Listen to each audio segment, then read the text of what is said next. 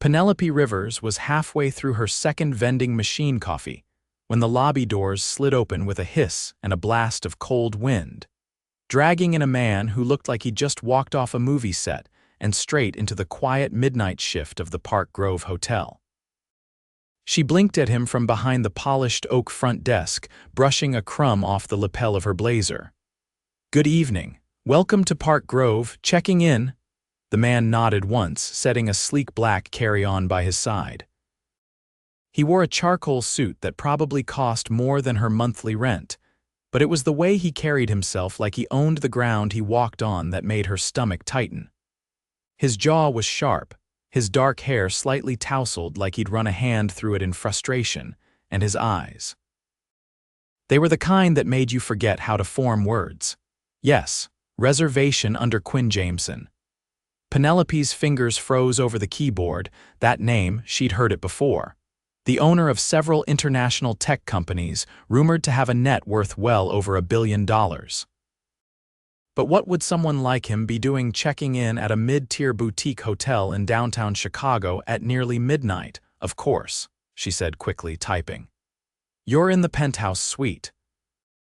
"Let me just get your key, I'll carry my own bags," he said, voice low but firm, probably used to people jumping to serve him. "I just need quiet, no interruptions." Well, he came to the right place. The hotel was practically a ghost town after 10. "Understood," she replied, handing him the sleek black keycard. "Elevators to your left, top floor. If you need anything," he didn't wait. Just nodded once, picked up his bag and walked off, his long strides eating the marble floor like he was heading into battle. Penelope exhaled when the elevator doors closed behind him. "Okay," she muttered to herself, pouring the rest of her coffee into the trash. "That man definitely doesn't do room service requests." The night ticked on. She answered a couple of calls, reset some guest coffee pods, and tried to forget how intense that man's eyes were. But around 2 in the morning, the elevator dinged again. She looked up in surprise. Quinn stepped out, dressed down now in a fitted black t-shirt and dark jeans, his phone tucked in his back pocket. His sharp expression had softened, but his eyes still scanned the lobby like he was calculating every square inch. "Couldn't sleep?" she asked, trying to keep her voice casual. He walked toward the desk. "Didn't come here to sleep," she raised a brow. "You came to a hotel in the middle of the night, not to sleep," he leaned on the counter, folding his arms. "I had a fundraiser in LA today. My plane landed late. I needed somewhere private off radar, no paparazzi." "No board members, no chaos," she blinked. "You're hiding." "Not hiding, escaping." Penelope hesitated. "You know, if you really want to go unnoticed, maybe don't bring your face or that suit."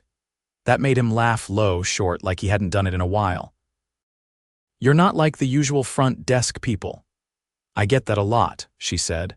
"Probably because I'm not supposed to be here. I'm covering for a friend. I'm a theater tech by day." He tilted his head. "Interesting." "What? You weren't nervous around me?" Penelope shrugged. "Should I be?" "You're just a guy checking into a hotel." "No," he said, eyes locking on hers. "I'm not." There was silence. Heavy and charged, she looked away first. "You want coffee?" she asked, grabbing the pot from behind her. "Not great, but it's hot," he nodded. "Yeah." "Thanks." They sat on the edge of the lobby couches, 2 steaming paper cups between them, talking about small things: first traffic, travel, how cold Chicago was in March, and slowly, the space between them shrank. "I built my first company in college," Quinn said, stretching out his legs. "Didn't sleep more than 4 hours a night for 3 years. When it finally sold, I thought I'd feel free. Instead, I felt nothing." Penelope tilted her head. "So you built another one," he gave a half shrug. "Wasn't about the money." "I just didn't know what else to do." "That's a terrible reason to keep doing something." "I know." She sipped her coffee, watching him. "You ever do anything just because it makes you happy?" He looked at her like the question surprised him. "No," he said finally. "Not in a long time."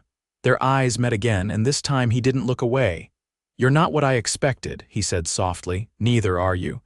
They sat like that for a while, the hum of the heater filling the silence. She could feel something shifting, something real. Penelope, he said, standing up slowly, I need to get some sleep.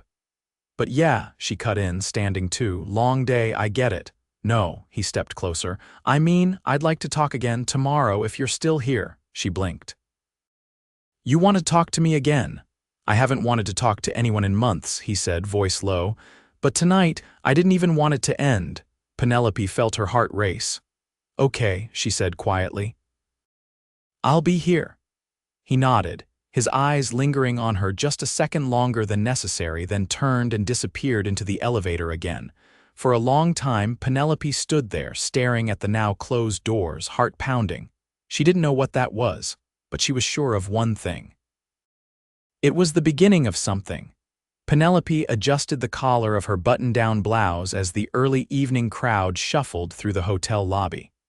Most were business travelers with tight expressions and tighter schedules, but she barely noticed them. Her attention kept drifting to the elevator, as if expecting it to open and reveal the man who'd stayed on her mind since last night. She'd told herself not to get carried away. Guests came and went. People shared one-off conversations in hotel lobbies all the time. But there had been something about the way Quinn had looked at her, like he saw past the name tag and the night shift uniform, straight into the parts of herself she usually kept hidden. Hey, Pen, came a voice from behind. You good? It was Jordan, the bellman from the morning crew. He was halfway through stacking a luggage cart but paused when he saw her staring off. Yeah, just tired, she replied, forcing a smile. Right. And I'm the Queen of England, he muttered, wheeling the cart toward the elevators. The rest of the shift passed in a blur. She double-checked arrivals, reorganized the key drawer, and tried not to think about the man who had said he'd come back. At 10 minutes past midnight, the elevator doors opened, and there he was. But this time, he wasn't alone. A woman stepped out beside him, statuesque, in a tailored coat and heels that clicked across the marble floor like they were announcing something. She laughed at something Quinn said, brushing her hand lightly against his arm. Penelope's stomach dropped. He caught sight of her immediately.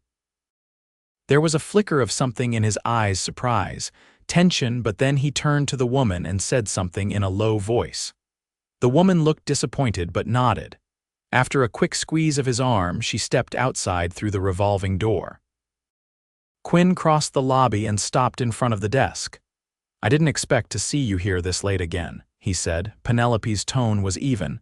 Same shift I always work. He studied her face, probably looking for something that might give away what she was thinking. She gave him nothing. That was my assistant, he said after a pause. We had a meeting earlier. She insisted on walking me in. I didn't ask. You didn't have to, he said quietly. Penelope turned to the monitor, scrolling through the guest list even though she knew it by heart. You free to talk? He asked. I'm on the clock, he hesitated. Then I'll wait, she raised an eyebrow. That could take a while. I'm not in a hurry. He set his phone down, leaned against the edge of the desk, and waited. 20 minutes passed. Penelope checked in 2 late arrivals and answered a call from the linen service. Quinn didn't move, didn't check his phone, didn't fidget. Just stayed there, watching her. Not in a demanding way, but like he was trying to understand something about her. When the lobby finally cleared out, she stepped out from behind the desk. You're really going to stand there all night, if that's what it takes, she crossed her arms. Why? Because I didn't come back to sleep, Penelope, she blinked. You're calling me by my name now. I didn't want it to feel formal. She glanced toward the guest lounge. Fine, she said. 10 minutes.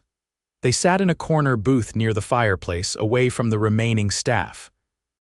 The glow from the flames cast his face in soft shadows, making him seem less like the man who probably had a private jet on standby and more like someone who'd made mistakes and didn't want to repeat them.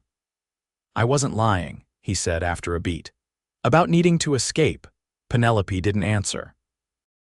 I'm being pushed into a merger I don't want. My board is threatening to override me. I needed quiet. I needed to remember what it felt like to make a choice just because I wanted to, not because shareholders expect me to. She tilted her head. And talking to me helps with that, he held her gaze. You didn't ask for anything, you didn't try to impress me, you didn't care about who I was. You make it sound like that's rare.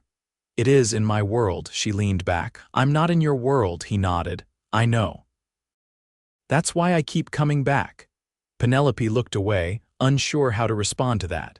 She'd spent so much of her life trying not to be noticed, moving behind curtains, running stage lights, staying out of the spotlight. But this man, with all his power and presence, saw her like she was the main act. Why me? She asked finally. He didn't hesitate. Because when I talk to you, I forget everything that doesn't matter. A silence stretched between them, thick with meaning. Then she said, You're leaving again tomorrow, aren't you? Yes. Then what's the point? I don't know. But I'd rather regret trying than wonder what might have happened if I hadn't. Penelope stood slowly. I should get back. He rose too. Can I see you again, outside of this place? She hesitated. Every instinct told her to say no. But something deeper, something she didn't fully understand, held her back. I don't date hotel guests. Then check me out. He was serious. She could see it in his eyes. She let out a small breath. You really don't know how to do things the normal way, do you? He smiled, not smug, not confident, just hopeful. I've never wanted to. She looked at him for a long moment. If I say yes, it's not because you're who you are. It's in spite of it. That's the only yes I'd want. She turned and walked back toward the desk, heart pounding behind her. She heard him say softly, Same time tomorrow. She didn't answer, but she didn't say no either. Penelope stepped out into the crisp air just after 11 the next evening, her shift covered for the first time in months. She hadn't told anyone why, just exchanged schedules with a fellow desk clerk and ducked out before anyone could ask questions. The sidewalk outside Park Grove glowed under the amber haze of the street lamps, and there he was, Quinn, leaning against a black town car with its back door open, waiting like he hadn't questioned whether she'd show up. You always this punctual? He asked, straightening. You always this confident? He opened the door for her instead of answering. She slid inside, the leather seats warming beneath her almost instantly. She'd never been in a car this nice. It didn't smell like air freshener or stale coffee. It smelled like polished wood and something expensive she couldn't name. Where are we going? She asked once he climbed in beside her. Somewhere that doesn't have a front desk. She raised an eyebrow. It's a rooftop, he clarified. Private. Quiet. Don't worry, there's no press, no photographers, just dinner and a view. Penelope looked out the window as the city passed by, familiar streets blurring into unfamiliar turns. Do you take a lot of girls to rooftops? I don't take anyone anywhere, he said. Not anymore. She glanced at him. He wasn't trying to charm her. He looked cautious. Like he knew one wrong word could end whatever this was before it started. They rode in silence for a while, but it wasn't uncomfortable. When the car finally pulled up in front of an unmarked building near the river, she expected a restaurant. Instead, Quinn led her through a quiet lobby, past a security guard who nodded without question, and into a private elevator that required a fingerprint. She watched as he pressed his thumb to the panel, security a little intense for dinner. There's a reason I stay off the radar, he said. People don't like when I say no. The elevator doors opened to reveal a rooftop space transformed into an oasis above the city. String lights crisscrossed overhead, and a long table set for two stood at the edge, next to a glass railing with a sweeping view of the skyline. A chef stood beside a small grill, nodding politely before returning to what smelled like seared scallops. Penelope blinked. You did all this in a day? She asked. No, Quinn said. I did it in an hour. I built this building 5 years ago. The rooftop was mine to keep. She turned slowly, taking it all in. You built this. I design headquarters for my companies. I like to control the space I work in. Makes it easier to think. The chef stepped back as servers brought out plates, delicate portions of something French-sounding she didn't even try to pronounce. This is a lot, she said, sitting down, for someone you just met. Maybe, he said, watching her. Or maybe I've just been waiting to meet someone who doesn't look at me like a headline. She picked up her fork. You don't know anything about me. That's the point, he said. I want to. They ate beneath the stars, the city buzzing far below them. Penelope tried not to be overwhelmed by the food or the view, or the fact that the man across from her looked less like a billionaire tonight and more like someone who hadn't let himself relax in years. "Why tech?" she asked after a while. He set down his glass. "I didn't grow up with money. I wanted to build something no one could take from me," she nodded slowly. "And now that you have it, I'm starting to wonder if I built a cage." She studied him. "You could walk away." "Not without burning the world behind me," Penelope leaned back. "So you brought me here to what? Forget it all for an evening?" "No," he said.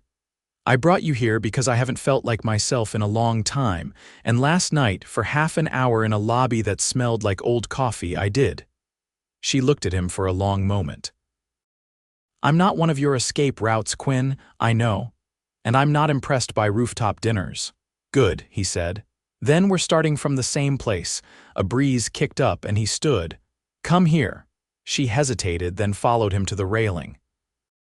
"Look at that," he said, pointing to the skyline, the river below catching the lights like molten silver. "That's the only thing I've missed living at this altitude. People forget how beautiful the city is when they're always racing through it." Penelope folded her arms. "It's not the view that matters, it's who you're standing next to." He turned to her, surprise flickering in his eyes. "You're not afraid of me," he said quietly. "Why would I be? Because people usually are." "Well," she said, "I'm not people." He laughed, a full, unguarded sound that made something flutter in her chest, something she didn't want to name yet. "I'm glad you came," he said. "I haven't decided if I'm glad yet." He nodded, accepting that like it was the most honest thing anyone had ever told him. They stood there in silence for a while, the city stretching around them like a secret. Penelope didn't know what this was, or where it was going, but for the first time in a long time she didn't feel like she had to know. She just wanted to see what would happen next. The next 48 hours were a blur of silence and uncertainty. Penelope didn't hear from Quinn. No messages. No visits. No black town car waiting outside the hotel. Just an empty shift schedule and the echo of a rooftop evening she hadn't been able to shake. She told herself it didn't matter. She hadn't expected anything. He had his world, and she had hers, threadbare and practical, and designed to keep her heart from making reckless decisions. But by the third day, she stopped pretending it hadn't meant something. She was rerouting a room service order when the lobby doors opened and a man in a navy suit stepped inside, brushing snow off his collar. His eyes scanned the room and landed on her. "Penelope Rivers?" She nodded, cautious. "Yes, I was asked to deliver this to you personally." He held out a slim envelope with her name hand written in bold, slanted strokes. She took it slowly. "Who sent this?" "I was told not to say," the man replied, then turned and walked out. She stared at the envelope for a long moment before opening it. Inside was a single card. It read, "Friday, 7 o'clock, dress warm." No signature, no return address. Just the same unmistakable handwriting she'd seen on Quinn's notepad the night she'd checked him in. She tapped the card against her palm, pulse racing. Friday arrived with a chill wind and a sky the color of steel. She layered up and waited outside the hotel at 6:59, unsure whether she was making a mistake. At exactly 7, headlights flared at the curb. A vintage Aston Martin pulled up sleek, dark, and completely out of place on a Chicago street in winter. Quinn stepped out from the driver's side, wearing a wool coat and leather gloves. He looked straight at her, face unreadable. "You drove yourself?" she asked as he opened the passenger door. "I needed the time to think." She slid inside. The heater was already running and faint instrumental jazz played through the speakers. He pulled into traffic without a word and they drove in silence for several blocks before he spoke. "I didn't disappear," he said. "I was in New York. Meeting with my board." Penelope looked at him. "You could have said something." "I didn't want to make a promise I couldn't keep." "So what changed?" He turned onto Lakeshore Drive, the city lights falling away behind them. "I walked out of the meeting." She stared at him. "You what?" "They wanted me to sign an agreement that would have locked me into a future I didn't choose. I told them no." She blinked. "You walked away from a deal worth billions?" I walked away from a life that wasn't mine anymore. The car slowed as he pulled down a narrow side road and parked near a gated entrance. Beyond the gate, a wide expanse of snow-covered gardens stretched toward a glass conservatory glowing with soft light from within. "This place is closed in winter," Penelope said as they stepped out. "Not tonight," he replied, unlocking the gate with a keycard. The conservatory was warm and fragrant, filled with orchids and citrus blossoms, their colors vibrant against the frost outside. In the center, a table had been set beneath a canopy of twinkle lights, surrounded by flickering lanterns. A small radio played something classical and delicate. Penelope turned slowly. "How did you even get access to this place?" "I funded its restoration last year," he said, removing his gloves. "They let me borrow it for something important." She looked at him. "Why go to all this effort?" "Because I needed you to know this isn't casual for me," she crossed her arms. "You don't even know what I want." He stepped closer, the air between them pulsing with something unspoken. "Then tell me," he said. "Tell me what you want, and I swear I'll listen." Penelope hesitated. Her life had never had room for fantasy. She'd taken care of herself since she was 16, worked double shifts to put herself through school, and patched her dreams with practicality. But here was this man who had more than anyone could ever need waiting, not to dazzle her with things, but to hear her. "I want to build something that isn't temporary," she said. "I don't want to be a side note in someone's life. I want to matter. I want to be chosen." Quinn didn't flinch. "Then let me choose you," she blinked. "You don't even know where I'll be in 5 years." "I don't need 5 years," he said. "I need right now and tomorrow, and the next day I'll take whatever you'll give me so long as it's real." Her breath caught. "I can't promise I'll fit into your world," she whispered. "Then I'll build a new one," he said, voice rough. "Around you." And then he reached into the inside pocket of his coat and pulled out a small black velvet box. Penelope's heart stopped. He didn't open it, not yet. He just held it in his palm, eyes locked to hers. "I know we haven't known each other long. I know this is insane, but I also know I've never been more certain of anything in my life. I've spent years building things that didn't matter, but you matter. And I don't want another day to pass without you knowing that." She stared at the box, then at him. "You're not asking me to marry you right now, are you?" He gave a half laugh. "No, I'm asking you to come with me, wherever this goes. This," he lifted the box, "is a promise. Not an ultimatum." She reached for it slowly, her fingers brushing his. When she opened the lid, she found a ring, not an engagement ring, but a simple gold band engraved with the word, "Chosen." Her eyes filled. "I've never had anyone choose me first," she said. "You've always been first," he said. "You just didn't know it yet." She stepped into his arms, and he wrapped them around her without hesitation. They stood there, surrounded by flowers blooming out of season, two people from opposite worlds creating a space that was entirely their own. Later that week, Quinn returned to the hotel not as a guest, but to meet Penelope at the end of her final shift. She walked out of the lobby into the morning light, her name no longer stitched on a uniform but written in his calendar, his future, and eventually on the front door of the nonprofit they co-founded together to support young artists.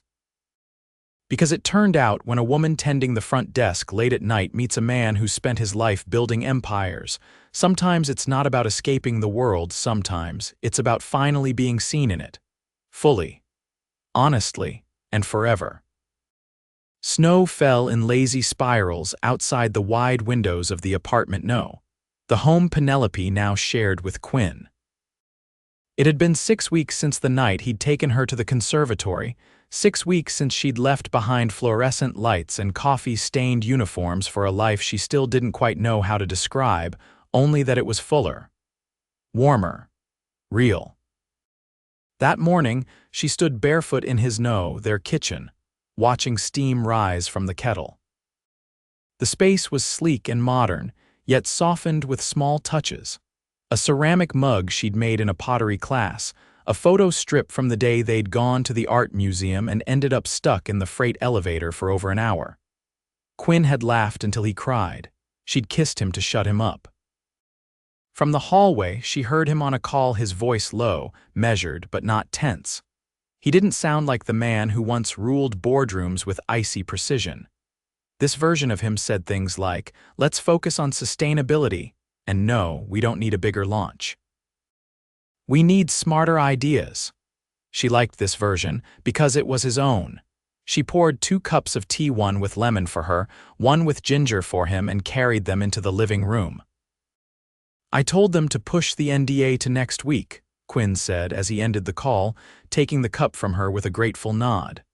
"It felt wrong to be working on a Sunday anyway." "You also said that last Sunday," she said, curling up beside him on the couch. "Habit." "I'm learning." They sat in comfortable silence, the kind that came only after the tension had gone. Gone were the long nights apart, the stifled conversations, the weight of choices being made for him. Now they planned things together, small things, like what to make for dinner or which charity to support next. "What are you thinking about?" he asked, brushing a strand of hair from her cheek. Her eyes searched his. "How strange it is to feel steady. I used to run from the idea of this. I thought needing someone meant you were weak. And now I know it means you're brave enough to be seen." He set his mug down and drew her legs across his lap. "I see every inch of you, Penelope. Every stubborn, brilliant, impossible part. And I never want to look away." She smiled, but it trembled a little. "So don't." He leaned in, kissed her slowly like the world outside didn't matter, and maybe it didn't. They had built something here in the quiet corners of a life neither of them had expected. Later that afternoon, they walked through the old theater she'd once worked in, now under renovation. Quinn had bought it quietly, through a trust, and told her only after the paperwork was finalized. "I didn't do this for you," he said as they stepped over dusty floorboards. "I did it with you in mind. You always talked about what this place could be. I just helped make it happen." She turned in the center of the stage, her voice echoing softly. "I used to dream of building something like this, a space for artists. A place that didn't care about money, just honesty. Then let's do it, together." "You're sure?" "I walked away from power once, Penelope. I'd do it again if it meant building something that actually matters." They spent the next few weeks assembling a team, meeting with city planners, interviewing directors and young artists who'd never had a real shot. Penelope's ideas flowed like water. Quinn listened. He challenged her, yes, but never to shut her down, only to push her further. One night, they stood on the theater's newly restored balcony as the first soft lights glowed across the stage. "You know," she said, pulling her coat tighter, "I used to think fairy tales were for other people. And now I know they're just about finding the right person to believe in it with you." Quinn reached into his coat pocket and pulled out the small gold ring she'd worn for the last month, only this time it was joined by another. Platinum, timeless, and unmistakably an engagement ring. "I didn't want to rush," he said, "but I also can't wait anymore." Penelope's breath caught. "You already gave me a promise," she whispered. "I did, but this time I'm asking for forever." He didn't kneel. He didn't need to. Everything he was, everything she loved, stood in his eyes. "Yes," she said, voice steady. "Yes, Quinn, 1,000 times yes." They didn't need a crowd or applause, just the creak of the old boards under their feet and the knowledge that they weren't running anymore. Months later, their wedding took place in that very theater, the stage converted into a garden of white roses and flickering candles. Friends old and new filled the velvet seats, and the ceremony ended with Penelope dipping Quinn into their kiss, to the laughter of everyone watching. Afterward, they didn't fly off to a private island or disappear into a villa in the south of France. Instead, they stayed in the city, in their home, running the nonprofit they'd co-founded, holding hands through meetings, remodeling the theater into a community haven. Quinn still ran businesses scaled back, reimagined, but only the ones that didn't demand his soul. Penelope directed new productions, mentored artists, and swore she'd never get used to the way he looked at her, like she was the only thing holding the world together. And maybe she was. One evening, as the first snow of December fell, they stood outside the theater, the marquee lit in gold letters that read, Chosen, a winter gala. Penelope leaned against him, cheeks pink from the cold. You know, we never celebrated the night we met. He looked down at her. How should we celebrate? She smiled. By never forgetting it. Quinn kissed her temple. Then we'll remember every day, and they did. From that night forward, no matter how many deals were made or stages were built, they never forgot the truth they'd found between vending machine coffee and frost-bitten rooftops, that the right love doesn't demand performance. It simply chooses you, and it never lets go.